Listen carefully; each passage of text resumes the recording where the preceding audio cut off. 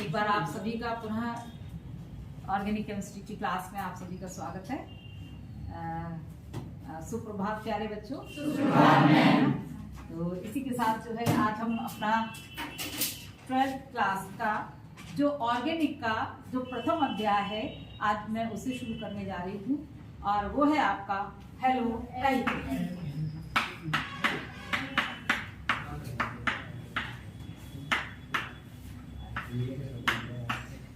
Halo alkane जैसा कि शब्द से स्पष्ट है, यहाँ पर आप सभी जानते हैं कि किससे मिलकर के बना है हेलोजन। एक एक चीज आप सभी जो है इसको समझते चले। हेलोजन आप सभी जानते हैं कि आवर्त सारणी के समूह 17 के इसके तत्व है, जिसमें हमें फ्लोरीन है, क्लोरीन है, आयोडीन है और एसिड है। और इन सभी के बाह्यतम कक्ष में कितने इलेक्ट्रॉन है? 7 इलेक्ट्रॉन है। इसीलिए इनको आवर्त सारणी में समूह 17 में स्थान दिया है। समूह 17 में स्थान किसने दिया है? मोर्सले। किसने दिया है? मोर्सले ने। इससे पहले जो आवर्त सारणी थी वो उसका निर्माण किसने किया था? मेंडल। इसी के साथ में ये हेलोजन तत्वों के नाम हो गए। एल्केन की बात करें हम तो एल्केन का जनरल फार्मूला होता है CnH2n+2। CnH2n+2। जैसे यहाँ पर हम कार्बन 3 ले लें तो C3H2 × 3 +2 बराबर C3H। किसका है ये सूत्र? प्रोपेन। किसका है? प्रोपेन। इसी तरीके से आगे मैं पहले पूर्व के अध्याय में आप सबको पढ़ा चुकी हूँ एल्केन, एल्कीन और एल्काइन। एल्कीन का जनरल फार्मूला CnH2n और एल्काइन का जनरल फार्मूला होता है CnH2n-2। ठीक है, तो इतना आप सभी जानते हैं कि हेलोजन और प्लस एल्केन से बना कार्बनिक यौगिक क्या होगा? Halo alkane. क्या होगा? इसमें हेलो एल्केन में भी हम आगे चलते हैं तो सबसे पहला प्रकार होता है हमारा, जैसे एक मैं उदाहरण लेती हूँ इसका मीथेन।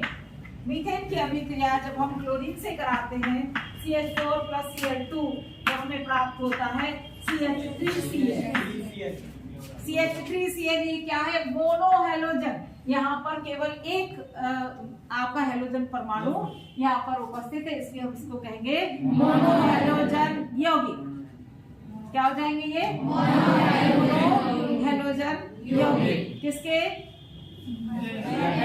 ठीक है, तो ये क्या हो गई? हमारे मोनो हेलोजन व्युत्पन्न भी हम इनको कह सकते हैं। ठीक है, मोनो हेलोजन व्युत्पन्न। फिर इसके बाद जो है हमारा यदि और हम इसका ज्यादा क्लोरीनीकरण करें, इसको इस तरीके से मैंने लिख दिया है समझाने के लिए आपको, और इसका अधिक क्लोरीनीकरण करें तो हमें जो प्राप्त होगा वो प्राप्त होगा CH2। ठीक है, और ज्यादा हम इसका क्लोरीनीकरण करें और ज्यादा क्लोरीनीकरण करने पर हमको प्राप्त होगा CH, जिसको हम कहते हैं पॉली क्या बोलते हैं बताइए?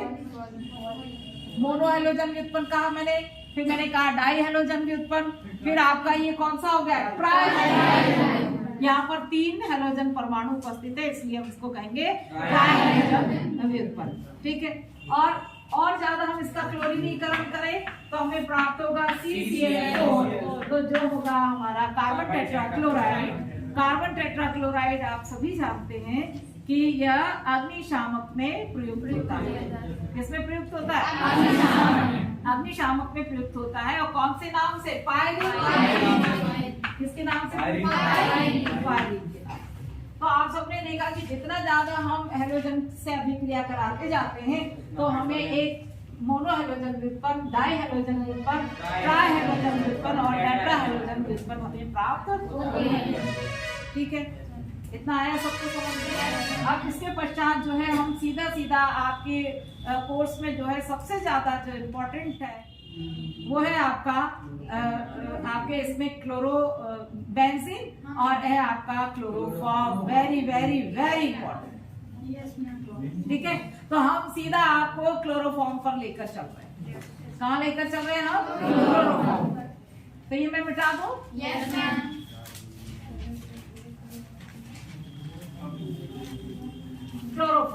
तो क्लोरोफॉर्म जो है हमारा ट्राई हैलोजन व्युत्पन्न है ना? क्या है ये? ट्राई हैलोजन व्युत्पन्न है। और ट्राई हैलोजन व्युत्पन्न सबसे पहले तो आप ये जानिए CH3 जो मैंने लिखा है इसका क्या नाम है, रासायनिक नाम क्या है इसका? बोलिए। देखिए इसका प्रचलित नाम है क्लोरोफॉर्म। क्या नाम है इसका? क्लोरोफॉर्म। और इसका रासायनिक नाम है ट्राइक्लोरोमीथेन। क्या नाम है इसका? ट्राइक्लोरोमीथेन या मीथेन, जो भी आप जानते हैं। ठीक है, सबसे पहले इंपॉर्टेंट बात इसमें यही पूछी जाती है, क्लोरोफॉर्म ट्राइक्लोरोमीथेन। अब इसमें सीधा सीधा हमारा आता है कि इसकी प्रयोगशाला की विधि, यानी प्रयोगशाला में हम क्लोरोफॉर्म को किस प्रकार से बनाते हैं, है ना? तो हम बार बार कहते हैं कि एथिल अल्कोहल पर या एसीटोन पर विरंजक चूर्ण की अभिक्रिया से क्लोरोफॉर्म का निर्माण किया जाता है।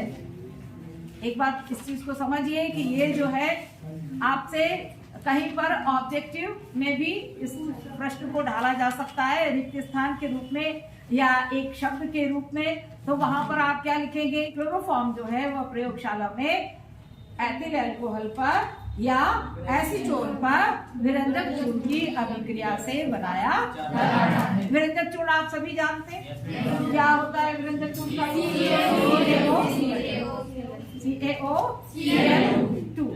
ठीक है, तो इसमें आपके 4 रिएक्शन है। जो प्रयोगशाला विधि जो है उसमें आपकी 4 रिएक्शन है। सबसे पहली रिएक्शन है जब आप क्लोरोफॉर्म बनाने की प्रयोगशाला विधि लिखेंगे तो उसमें सबसे पहले देखिए, चूंकि इसमें एक प्रश्न ये भी बनता है कि क्लोरोफॉर्म बनाने की प्रयोगशाला विधि का सचित्र वर्णन कीजिए। वेरी इंपॉर्टेंट, क्लोरोफॉर्म बनाने की प्रयोगशाला विधि का सचित्र वर्णन कीजिए। तो आपको उसमें चित्र बनाना भी आना चाहिए, आपको रिएक्शंस भी याद होना चाहिए और आपको विधि भी याद होना चाहिए।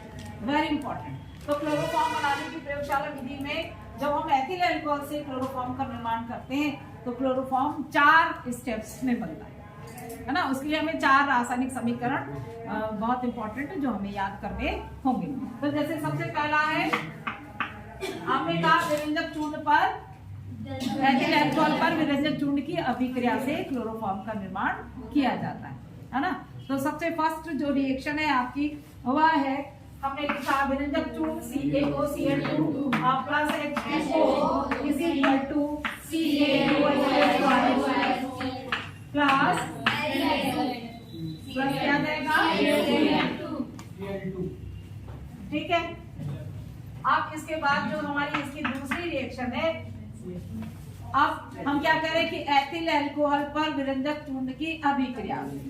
अब आया हमारा ethyl alcohol C2H5OH plus Cl2 is equal to क्या हुआ? क्या हो जाएगा? CH3CHO और प्लस आपका 2HCl। दूसरी रिएक्शन आपकी ये हो गई। तीसरी रिएक्शन है आपकी CH3CHO और plus 3Cl2 is equal to CCl3CHO plus कितना आ जाएगा? ये तीनों रिएक्शन याद है सभी को? सबको याद है? Very good. तो 3HCl के बाद अब हमारी जो चौथी रिएक्शन है वह आएगी आपका CCl3CHO। कितने मॉलिक्यूल इसके? 2CCl3CHO plus CaOH whole twice, जो हमें पहली रिएक्शन में हमें प्राप्त हुआ था विरंजक चूर्ण पर जल की अभिक्रिया से।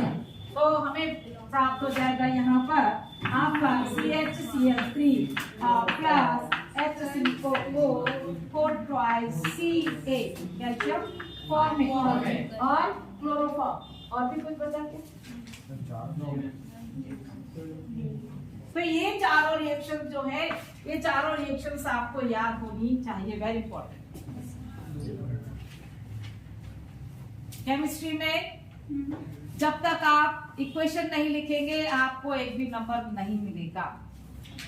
विदाउट रिएक्शन केमिस्ट्री में एक भी नंबर की आशा न कीजिए। अभी भी मेरे यहाँ पर कुछ बच्चे ऐसे हैं जो इसको मैं 2-3 बार रिवाइज करा चुकी हूँ, 3 बार, और शायद ये चौथी या 5वीं बार मैं करा रही हूँ, है ना। चलिए, तो यहाँ पर आपको यही वाली विधि आपको करनी है, वेरी इंपॉर्टेंट है ना, क्लोरोफॉर्म के। अच्छा, इसमें एक चीज और पूछी गई है, जैसे मैंने ये यहाँ पे ये लिखा हुआ है, ये क्या होता है, CCl3CHO, क्लोरल। आप किसका भी मुझे रासायनिक नाम बताइए।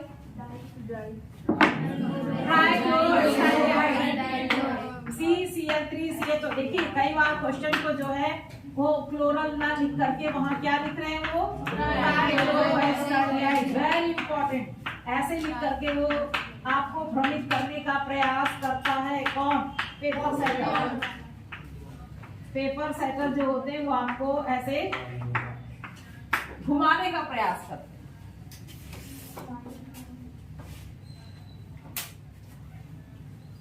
अब इसके बाद जो है इसके बाद आप और हम मिलकर के सभी इसके रिएक्शंस को देखते हैं, वेरी इंपॉर्टेंट। क्लोरोफॉर्म आप सभी को मालूम होगा कि निश्चेतक के रूप में प्रयुक्त होता है। निश्चेतक अर्थात जो चेतना शून्य कर देता है, चेतना विहीन कर देता है। पहले जो एनेस्थीसिया के लिए इसी का उपयोग किया जाता था, परंतु ये ज्यादा हार्मफुल था। अब इसके स्थान पर हम दूसरे रसायनों का प्रयोग करने लगे हैं। अब क्लोरोफॉर्म का उपयोग नहीं किया जाता। जब हम लोग प्रैक्टिकल करते थे तो एक बार मेरे साथ में मेरी फ्रेंड थी फरीदा सईद करके, तो उसने, जब हम लोग प्रैक्टिकल कर रहे थे तो उस समय डिसेक्शन होता था फ्रॉग का। तो फ्रॉग का जो डिसेक्शन होता था उसने बड़ा सा मेढक छांट के उसने लिया कि मैं करूंगी, और उस समय वो क्लोरोफॉर्म से वो थे। और फिर जब जैसे उन्होंने उसको पिनअप करना शुरू किया अपनी ट्रे में, तो पता चला कि वो इतनी, जैसे उसका वो खत्म हुआ वैसे ही वो बुरी तरीके से उछला। तो ऐसा होता है कि सही मात्रा में इस चीज का दिया जाना आवश्यक होता है ना। पहले इसका प्रयोग होता था, अब नहीं होता। अब तो डिसेक्शन भी नहीं कराते, डिसेक्शन भी जो है वो निषेध हो गया है। तो यहाँ तक हुआ आपका ट्राइक्लोरो एस्टाल्डिहाइड, ये आपको पता चला। क्लोरल जो है वह क्या कहलाता है, उसका रासायनिक नाम ट्राइक्लोरो। ठीक है, अब हम आगे आपको लेकर के चलते हैं कि क्लोरोफॉर्म की जो रिएक्शंस जो हैं, सबसे पहले उसपे अपनी लैब में क्लोरोफॉर्म भी रखा हुआ है ना, आप उसको देख सकते हैं। ठीक है, तो क्लोरोफॉर्म जो है, सबसे पहले हम बात करेंगे क्लोरोफॉर्म के ऑक्सीडेशन की। इसकी बात करेंगे ऑक्सीडेशन अर्थात ऑक्सीकरण, वेरी इंपॉर्टेंट। क्लोरोफॉर्म के ऑक्सीकरण द्वारा हमने लिखा CHCl3 plus O2 is equal to COCl2। COCl2 क्या है यहाँ पर, फॉस्जीन गैस। फॉस्जीन गैस जो होती है वो कैसी होती है, विषैली, बहुत विषैली गैस होती है। और यदि हम यहाँ पर लगा दें 2CHCl3 और प्लस O2 लिखे तो क्या हो जाएगा हमारा 2COCl2 और प्लस 2HCl। हमारी इक्वेशन जो है बैलेंस हो गई। तो कार्बोनिल क्लोराइड, ये कार्बोनिल क्लोराइड जो है, इसका रासायनिक नाम है कार्बोनिल क्लोराइड, और प्रचलित भाषा में इसको कहते हैं फॉस्जीन और फॉस्फीन में आप अंतर समझते हैं, और दोनों ही गैसें विषैली हैं। फॉस्फीन होता है PHC, फॉस्फीन, ये फॉस्फीन है, ये क्या है, फॉस्फीन है, और COCl2 है हमारा फॉस्फीन, दोनों ही विषैले। और फॉस्फीन में सड़ी मछली जैसी गंदगी आती है। ठीक है, फास्फोरस के अभिक्रिया जब NaOH के साथ करते हैं तब हमें फॉस्फीन प्राप्त होता है। तो ये फॉस्फीन जो है ये बहुत हानिकारक होती है ना, विषैली है। तो हम क्या करें कि क्लोरोफॉर्म का ऑक्सीडेशन रुक जाए, क्लोरोफॉर्म का ऑक्सीकरण ना होने पाए, तो हम क्या करते हैं, इसको गहरे भूरे रंग की बॉटल्स में, पहली परिस्थिति क्या है, गहरे भूरे रंग की बॉटल। बॉटल कैसी होगी हमारी? गहरे भूरे रंग की बॉटल। ठीक है, फिर दूसरी चीज, दूसरी कंडीशन हम क्या लिख रहे हैं? अंधेरे में। क्या लिख रहे हैं हम? अंधेरे में। फिर तीसरी चीज हम एक और लिख रहे हैं, हम कह रहे हैं 1% एथिल अल्कोहल।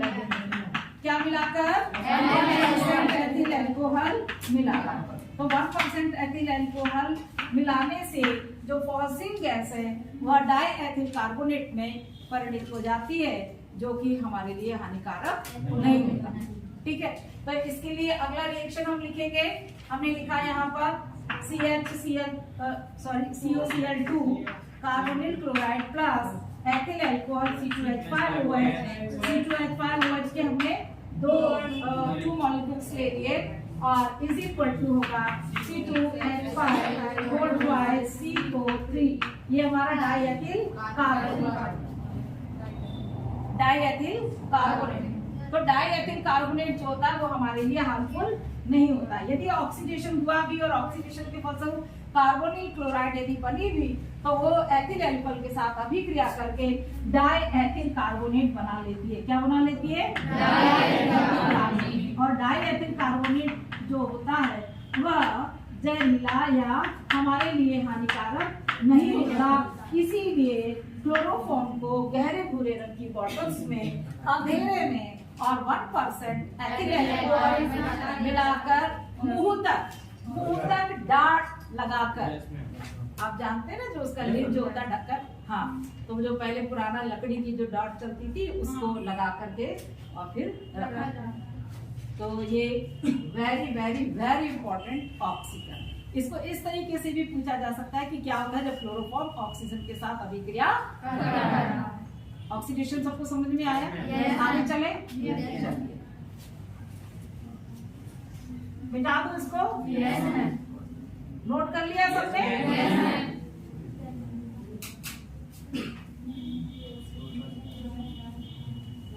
अगला है, हमने कहा दूसरा है नाइट्रीकरण। क्लोरोफॉर्म का नाइट्रीकरण आप सब जानते हैं कैसे किया जाता है?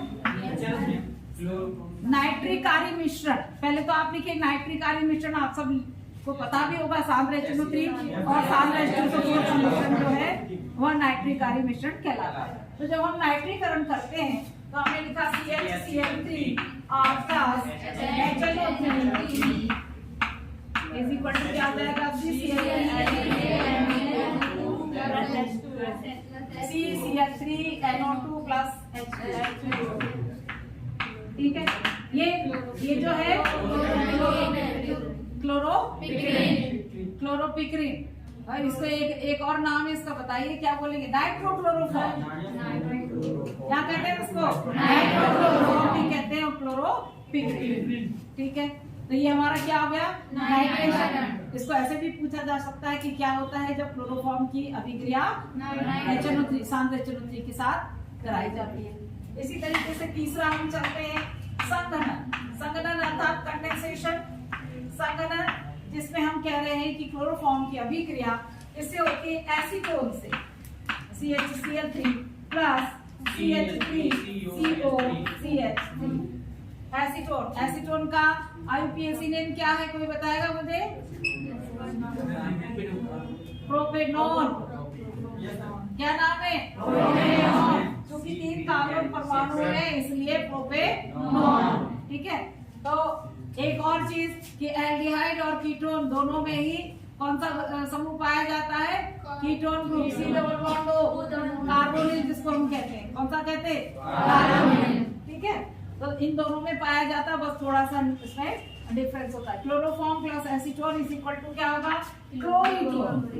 क्या बनेगा? क्लोरीटोन जो होता है वो एक निद्राकारी दवा है।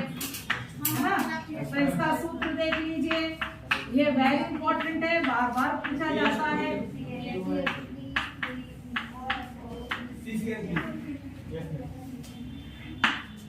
ये आपका क्या हो गया?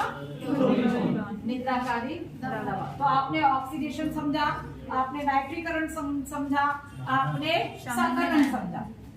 अब इसके बाद नेक्स्ट अगला हम लेकर के चलते, नाइट्रीकरण मिटा दो।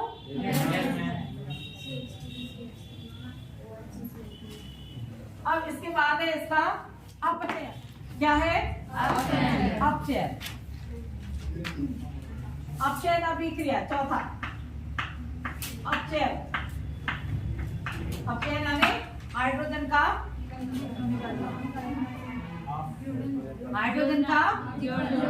जुड़ना, ऑक्सीकरण यानी इलेक्ट्रॉन का त्याग, और अपचयन यानी इलेक्ट्रॉन का ग्रहण।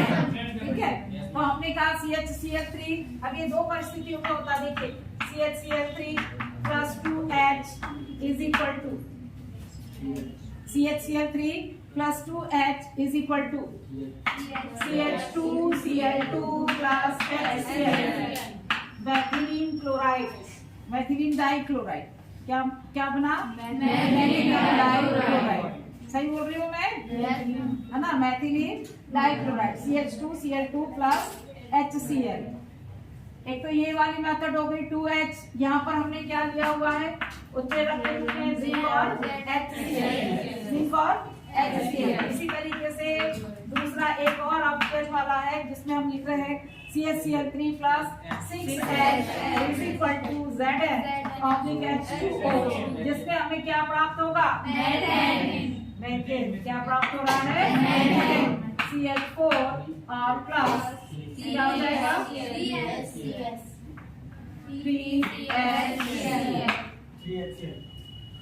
ठीक है, अब इसके पश्चात एक और वेरी इंपॉर्टेंट इसी की रिएक्शन है।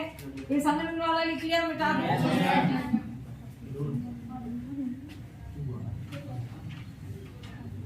जल अपघटन। कौन सी अभिक्रिया? जल अपघटन, जिसको हम कहते हैं हाइड्रोलिसिस। क्या कहते हैं हम? हाइड्रोलिसिस। जल अपघटन। जल अपघटन किसका? Chloroform CHCl3 + H2O।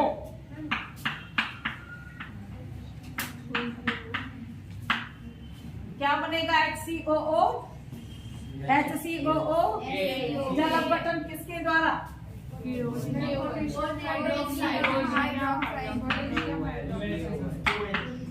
HCOO के। क्या है ये HCOO?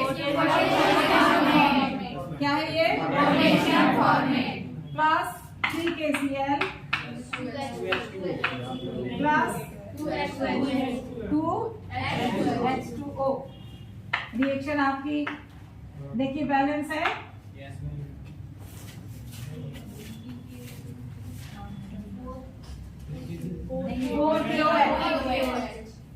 यहाँ क्या आ जाएगा हमारा? 4OH। तो ये जल अपघटन हो गया। आपने क्या पढ़ा? ऑक्सीकरण पढ़ा, आपने नाइट्रीकरण पढ़ा, आपने संघनन पढ़ा, आपने अपचयन पढ़ा, आपने जल अपघटन पढ़ा। एक चीज और, छठा क्लोरीनीकरण।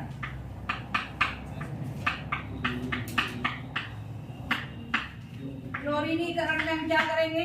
Chloroform CHCl3 + CH2 is equal to CCl4 + वेरी। ठीक है, CCl4 और आपका